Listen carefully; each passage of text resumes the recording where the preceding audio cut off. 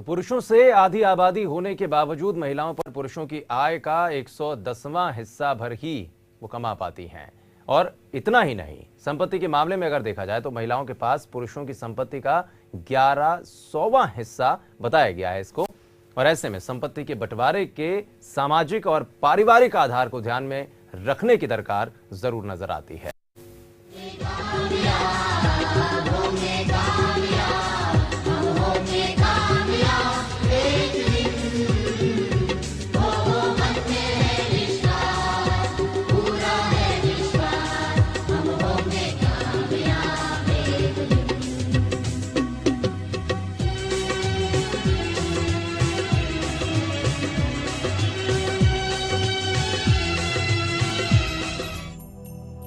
कहते हैं जहां महिलाओं का सम्मान होता है वहां देवता रमण करते हैं, लेकिन सवाल उठता है कि हालात क्या हैं?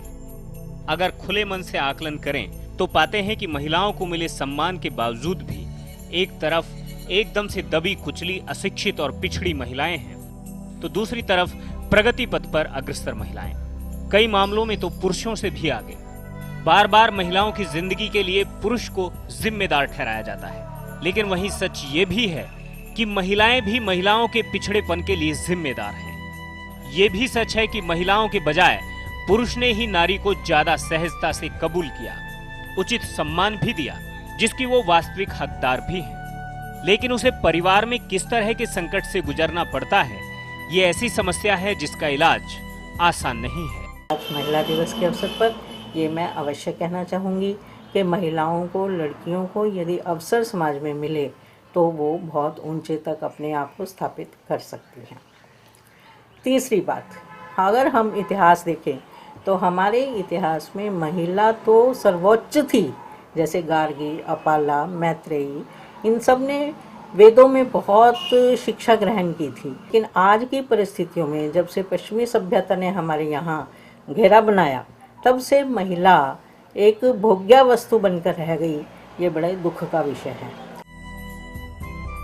महिलाओं की सफलता सुकून देती है, लेकिन जब तक शिक्षित और संपन्न महिलाएं गरीब और विकास की दौड़ में थक हार कर बैठ चुकी महिलाओं को आगे नहीं लाती, तब तक विकास की बात बेमानी होगी। बात जब कानून से काबू में नहीं आई तो माना जाने लगा कि जिस समस्या का इलाज सामाजिक है, उसे कानून की डोज देकर खत्म करने की कोशिश की जा रही है। दरअसल पुरुष और महिला को अलग मान लेना, दोनों को अलग वर्ग के खांचे में सेट कर देने की बात अभी कुछ लोगों के गले नहीं उतर रही है। विशेष जो है, महिला ने ही महिला को सशक्त करने की आवश्यकता है, और महिला सशक्त होगी तो पूरा समाज सशक्त होगा।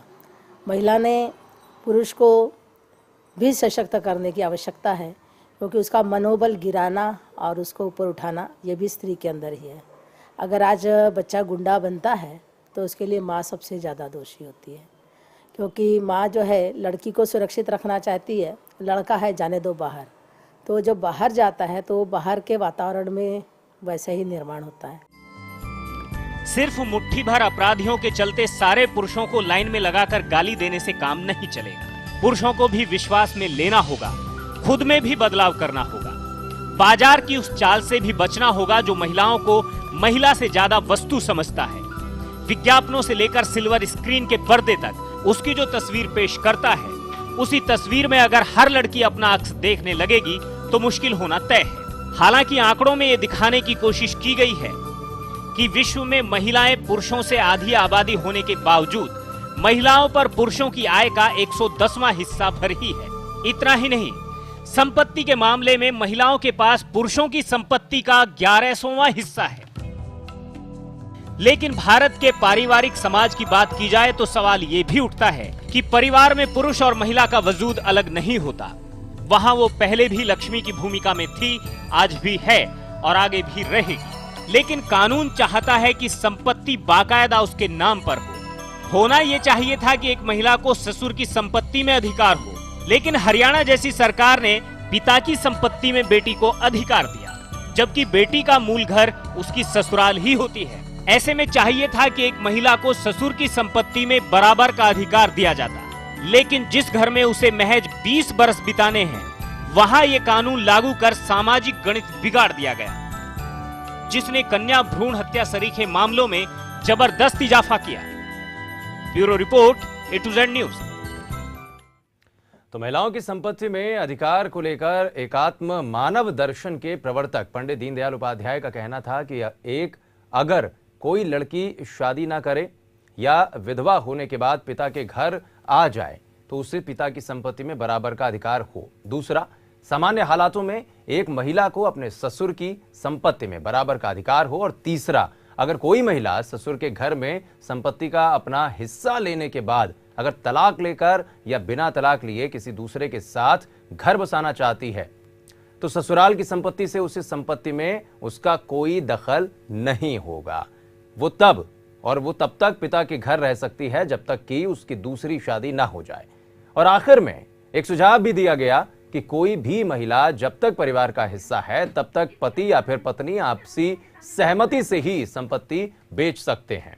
ये वो अधिकार हैं जिनका जवाब महिला अधिकारों की बात करने वाले हर शख्स की जबान पर होता है। लेकिन यह भी सही है कि अगर उसका मैकेनिज्म सही नहीं बनाया गया तो हालात और ज्यादा बिगड़ सकते हैं। यानी हर मोर्चे पर समान अधिकारों की वकालत की जानी चाहिए, वो आर्थिक हो या फिर सामाजिक। इसमें पुरुष महिला के बीच भेदभाव की बजाय सहज संतुलन कायम करना होगा और इससे भी ऊपर उन विचारों और आदर्शों का ख्याल भी रखना होगा जो एक महिला और पुरुष की नजदीक लाने की वजह बनते हैं। फिलहाल हमारी खास पेशकश में आज के लिए बस इतना ही, लेकिन देश दुनिया की तमाम खबरों के लिए आप बने रहिए A to Z न्यूज के साथ, क्योंकि खबर एक मिशन है।